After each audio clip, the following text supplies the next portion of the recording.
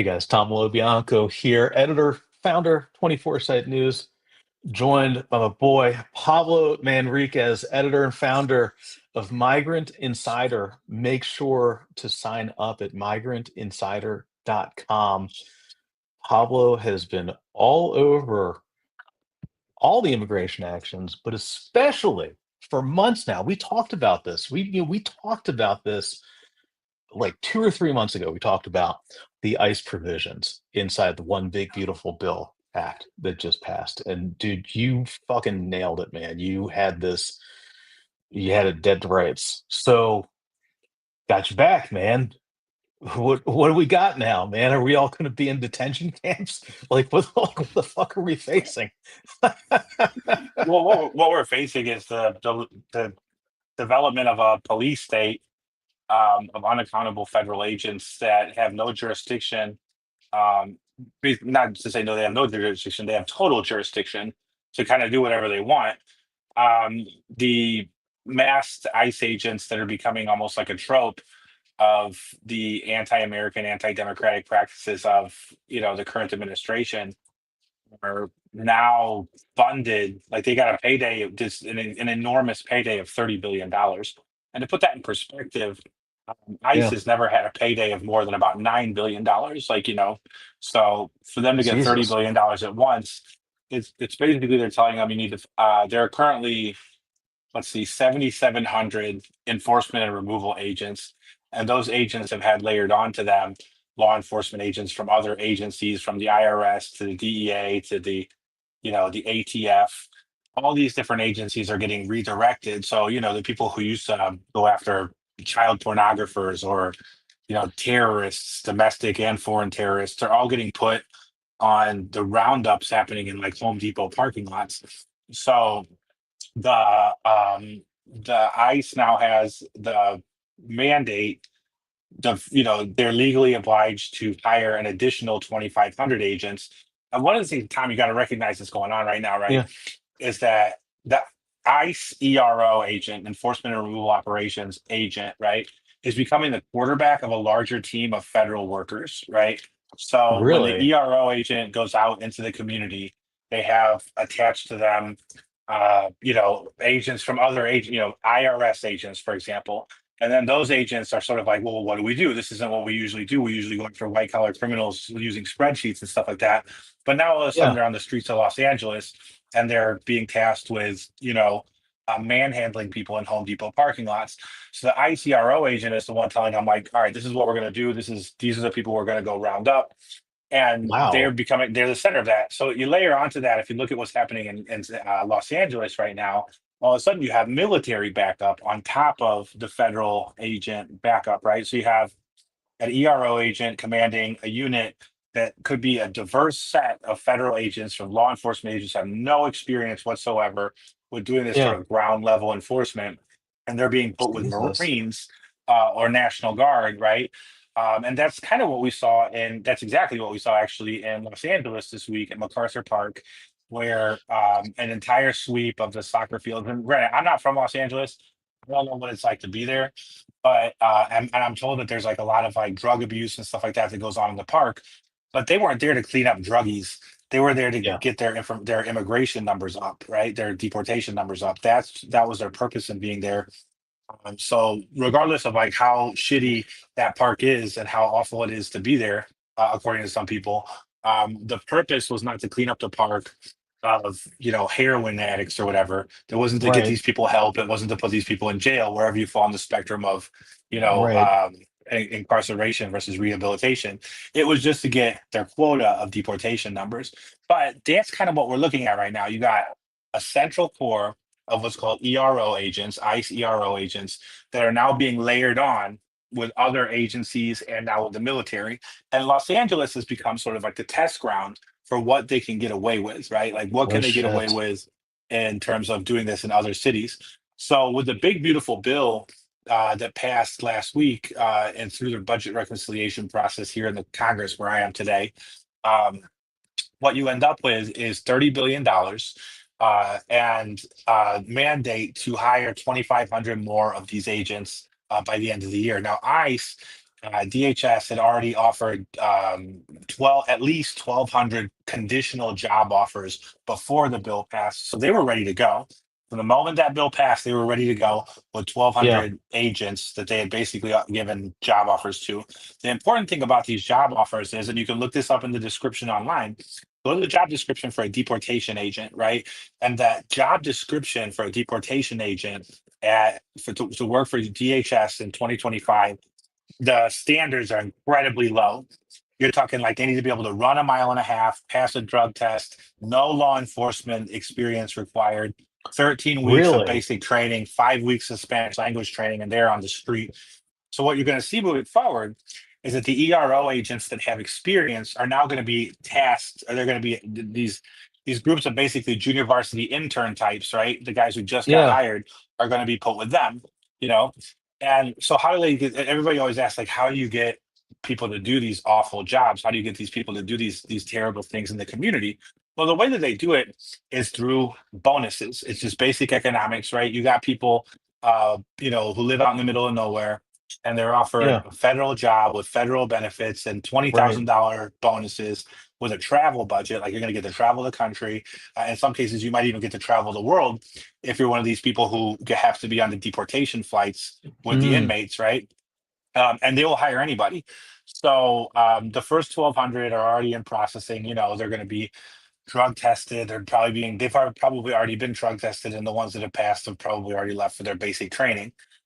From there, they'll be on the streets in approximately 13 weeks, beginning now. So we're 1 week into those 13 weeks. So 13 weeks from now, the capacity for ICE ERO is going to increase by about 20%.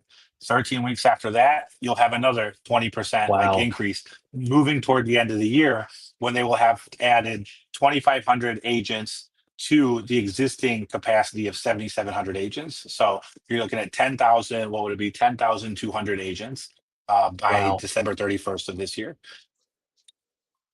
Have we ever seen this in the United No, States? no, absolutely not. There's interesting. Latinos always talk about Operation Wetback, which was an operation back in the day where they kind of Yeah. combined a lot of different federal forces, including the Texas Rangers and the U.S. Marshals and stuff like Yeah. that, on a mass deportation campaign. This campaign only lasted a few weeks, right? But what we're seeing right now is they're gearing up for a permanent police state. Like, they want it to be so that, like, this doesn't go away, that this is something that we have to deal with generationally, right? So guys like you and me, we could be dead in the grave, and this will escalate to a certain point and then flatline. So it's not like it's going to escalate and then collapse. That's not what they're building Right. here. They're escalating to a certain point to flatline, right? It's a So that, permanent like, police force. it's a permanent police Jesus. state, and it can be. And this is another thing that people just don't kind of get.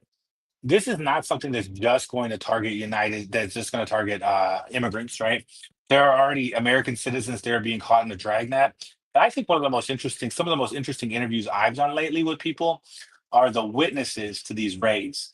The people who are going in and they're like, yo, I'm just was minding my own business. And all of a sudden, these masked henchmen were manhandling a woman. They weren't identifying themselves. They weren't in uniform. The car was unmarked. So I started filming. So what these agents are starting to do, supposedly agents, we don't really know, but what these agents are starting to do is part of their protocol, is take pictures of the people who are filming them, right? Oh Now my these God. pictures, we think, are going into this Palantir database. Like, this Palantir is building a database called Immigration OS, right?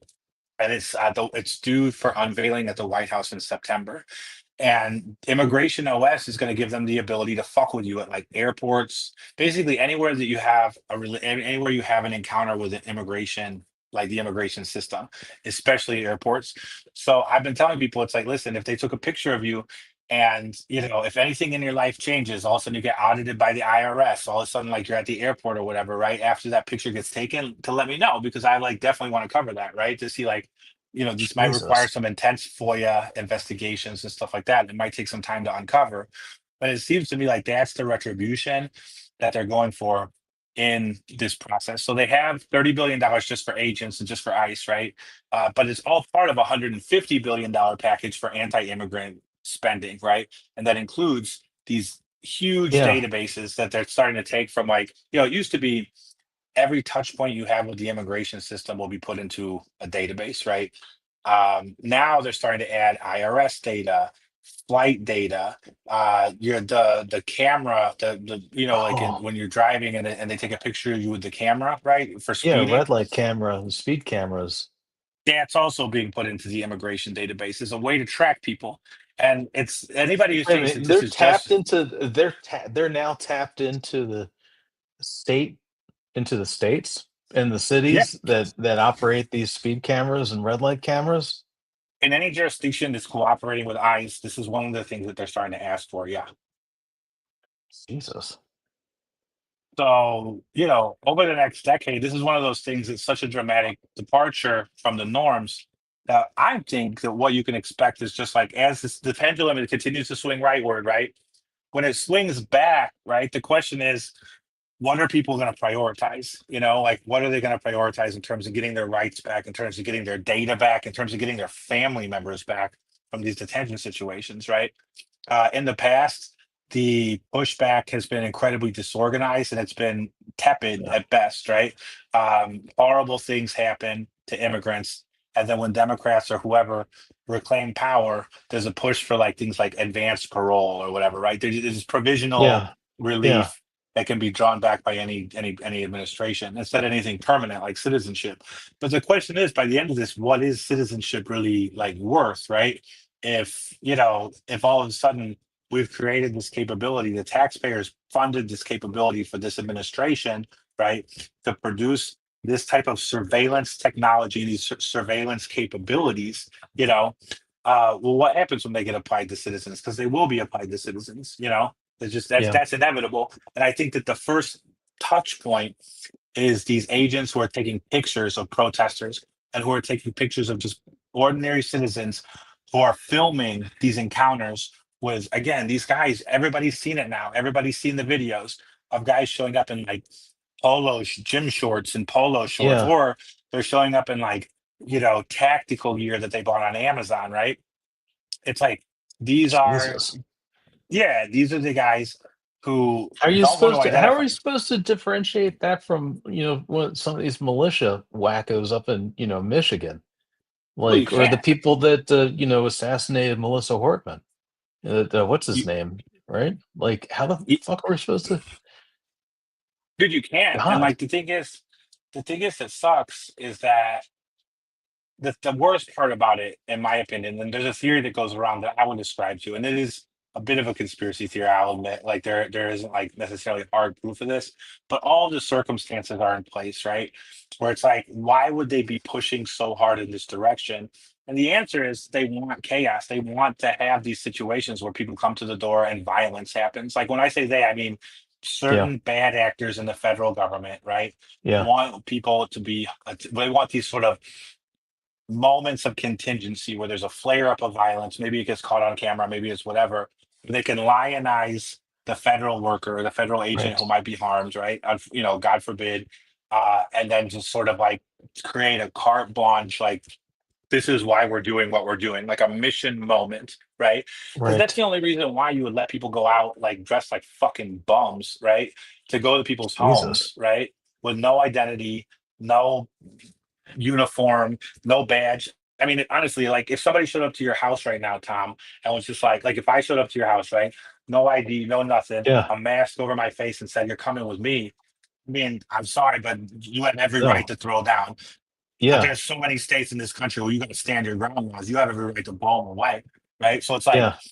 it's almost like they're Jesus. trying to create tension, right, within this situation, you know, so that they can create these moments that they can then publicize outward. Now, God forbid that happens. That would be terrible, right? Yeah. But it seems almost inevitable in a country as well armed as the United States, right? Yeah. That you send a bunch of like guys with no training, no experience Yeah. to people's doors to do physical violence to them and their families.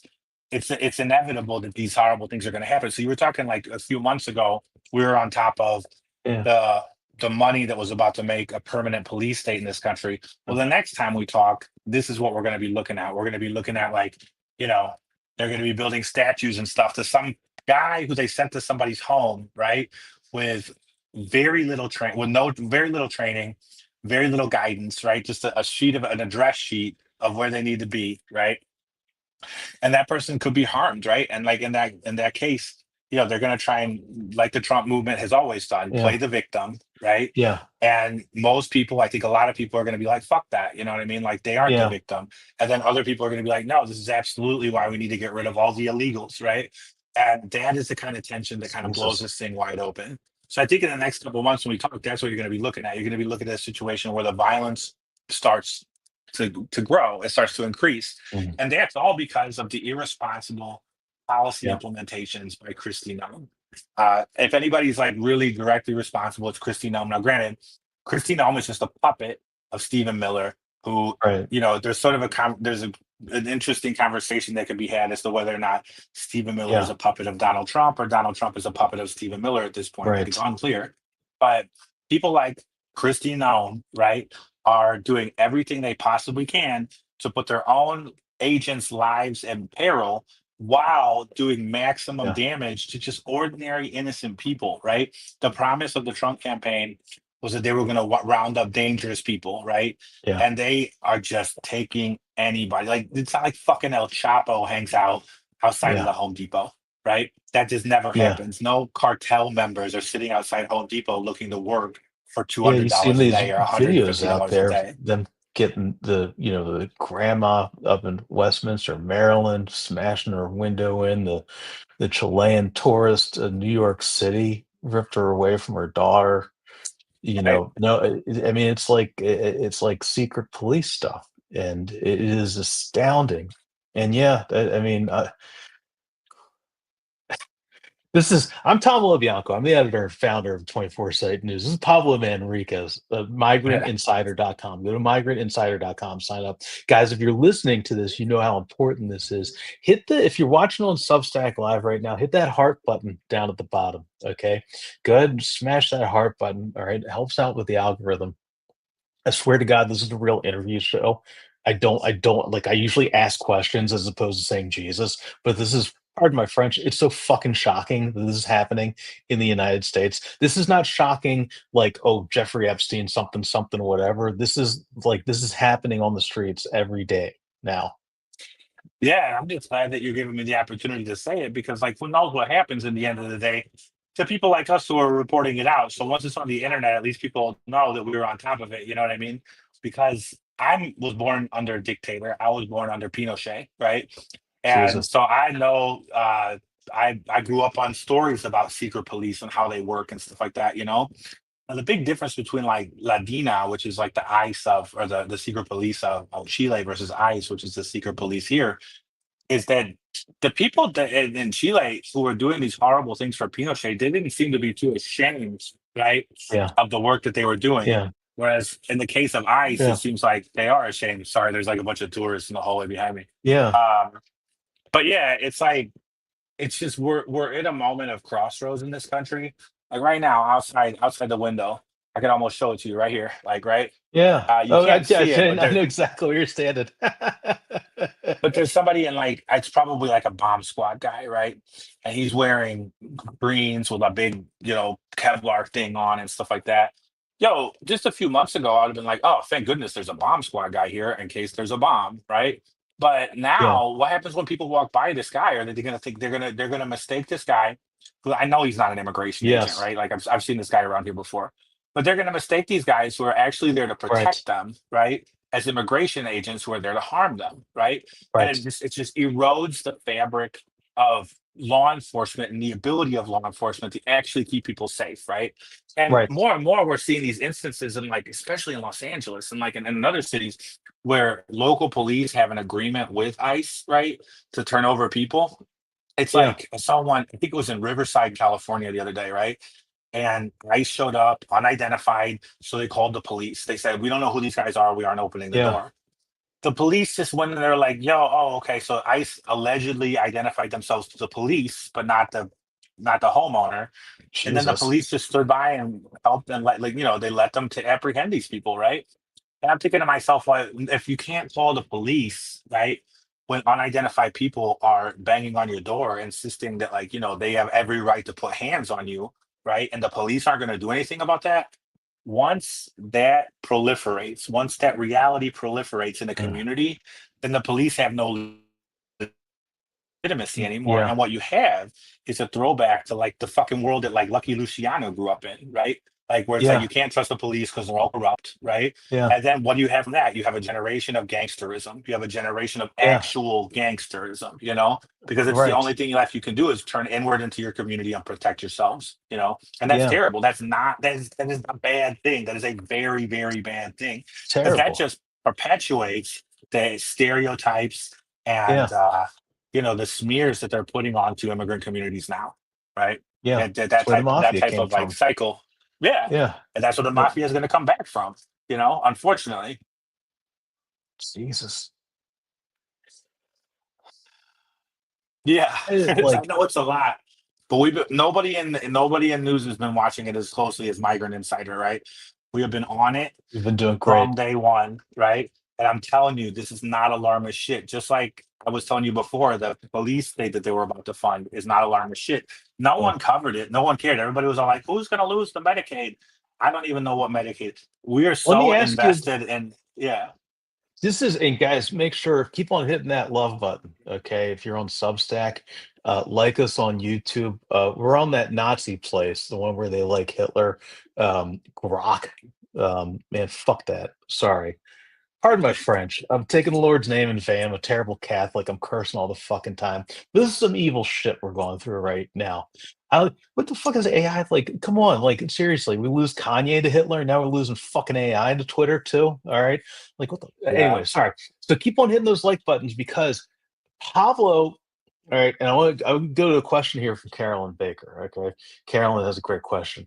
Pablo knows this stuff inside and out. Pablo's up on the hill. He's up at the Capitol. All right, and migrantinsider.com. All right, support him because he is always, dude. Like there is no Sherry Redstone here. Thank Jesus. Okay. All right. We are not owned by Paramount or Bob Iger or Disney. All right. That's why you Right. got us here. All right. So subscribe to migrantinsider.com. All right. Support Pablo Nico, who fucking flew down to El Salvador to that fucking gulag. All right. Like he fucking signed up. All right. Here's a question from Carolyn. All right. How much can we cancel if we ever get rid of him, Trump? How much can be canceled? All right. Let's say Democrats, win in 28. What are the prospects? How can you Well, cancel it? I think there's going to be a twofold effort by Democrats. One is going to be to investigate and to hold people accountable, right? Yep. So people like Kristi Noem and Mangian are going to spend the next administration in court, right? Because Yeah. they're breaking a lot of laws very brazenly. Now, the question of how you claw back some of these, uh, the implementation of a police state is difficult because it kind of depends on who gets elected. Now, ICE, Yeah. you have to remember, during Biden's presidency, was used for like they were detailed out to like hurricane relief, right? So when there's Okay. like a hurricane, ICE agents will be sent to like clear the highway. Now these guys were just like clearing the highway, helping out, doing their thing, like taking their overtime, in capacities that weren't mask up and go harm migrants. But there was Yeah. no effort under Democrats to shrink that capacity, to undermine that capacity. So Mm, sure, it's sort of a twofold issue: accountability for the individuals who broke the law, right? That I imagine will happen. But again, it's Democrats, so there's gonna lag. Think about how long it took them to actually charge Donald Trump with anything from the numerous crimes he committed, right? right. Yes, I So know. if I asked Yeah. Congressman Greg Casar this the other day. I said, and he told me he's like, well, what we need to make sure is that we have our ducks in order from the day we get power back, Mm, so that way we're not just like getting started. Because what Democrats typically do is they'll win an election, then they'll lick their wounds for 6 months, and then they hmm start thinking about policy, right? What they need to do is what Republicans have done. Think about it. Like we're only Right. 6 months into the Donald Trump administration, and he's fundamentally changed America. 6 Yes, months he in, he's has. fundamentally changed America. Yes. Now, are Democrats going to fundamentally change America, and how? Right? Does that mean just spending 6 months trying to claw things back, or does that mean 6 months, Yeah. and like holding hands and doing kumbaya like they have in the past, right? So there's a question: accountability for those who broke, who have Yeah. violated standards, broken the law, who've embarrassed the United States of America with the bullshit that they pulled off, and then second of all, how do you claw back the money? How do you claw back the capacity of some of these agencies, so that as soon as Republicans return to power, they can't just pick up where they left off. Because if they're going to build a force over the next 3 years and 6 months of, let's say, Yeah. 15, 20,000 ICE agents, and the ICE agents are just like, anybody who wants a $20,000 bonus, signing bonus, plus a $40,000 annual bonus. Plus, I think that the salary is at $80,000. So you're talking like 120, $130,000 for these Wow. agents, right? Starting out, if Yeah. you count bonuses. So how do you get rid of that, or do you just redirect it? Because the easiest thing to do is not to get rid of them, to Yeah. eliminate their positions. The easiest thing to do is just be like, well, you're just going to, help FEMA out or whatever. Because Trump Right. has gutted Exactly. FEMA, Send or down to Trump has Texas. gutted Yeah. USAID or whatever. So we're just going to move Yeah. you over here. But those agents will still exist, and they'll be ready to go as soon as the Republican takes power. So there's a big question: is like, what are their priorities going to be? And it kind of depends on who gets elected. It depends on like which Democrats become like the Joe Mansions of like, whoa, migrants are bad, and we need to like, harm them. So we don't know. We don't know those numbers, and that sort of political reality is not something that can be gamed out yet. Have you seen, and it wasn't that long ago where we were having these raids in Washington. And I think the last time we were on was when Kid Rock's a restaurant down in Tennessee sent all the staff home. And I mean, and I think, and you've made, and you really, I mean, I mean, all these excellent reporting, but one of the best points, and guys, if you don't know Paulo, Paulo has lived this, all right, and he understands this just in his bones. Okay, and one of the best points you've always made is that communities react. All right, and it takes some time, but communities, I mean, I'm Italian American. There's an Italian American community. All right, Sons of Italy. All right, migrant communities react to these things. Is it like, are we going to just have, strawberry fields and, tomato crops and whatnot, like, fruit, rotting on the ground in California? Like, I mean, how's this going to look? Because, people are not stupid. They adapt, we're all humans. We already do have, eh, you know, agricultural sector is already petitioning Trump as hard as they can to get a reprieve from raids, because no one's showing up there. And Florida is really the case in point more than anywhere else, because Florida is the kind of place where Mm, it's so hot that once the fruits fall off the trees, they rot, right? Like they oh, dehydrate. yes. And nobody wants to work in Florida right now. Like if you're an immigrant and you're somebody who does construction, you're Yeah. somebody who does agriculture, Florida's like the worst place, because Ron DeSantis is like a politically ambitious, Right. substanceless showboat, who just he has run that state's workforce out, and the notion that like other people are going to want to do those jobs is ridiculous. It's like in some cases maybe, but it's more like Yeah. unless they can find ways to have machines do what immigrants used to do, we're going Yeah. to have to start importing a lot of our produce. And the money that we used to make from exporting our produce is going to collapse. So there will be some states that have like, political advantage because maybe they're close to the Trump administration. Maybe they're just Yeah. low key, like, I don't know, if you're like doing agriculture in South Dakota or something like that, it doesn't sound like ICE is really operating. They are operating there, but it doesn't look like they're like, doing a whole lot, given that, Yeah. it's the majority leader's state. Um, so it's kind of like, you know, communities adapt, but I wonder more than the job part, like when last time we talked, like how do they adapt to the loss of immigrant labor, and how do immigrants adapt to making money in other ways when they used to do agriculture or whatever. I think that the question now is like, how do they adapt to the raids that are exist Yeah. to spread fear. And then come September and after, how does society, beginning with immigrants, but society at large, react to the surveillance? And what are the Yeah. implications of that surveillance once it's run through these AI machines that have always been very error prone? So a lot of citizens, a lot of people are going to get hurt in that.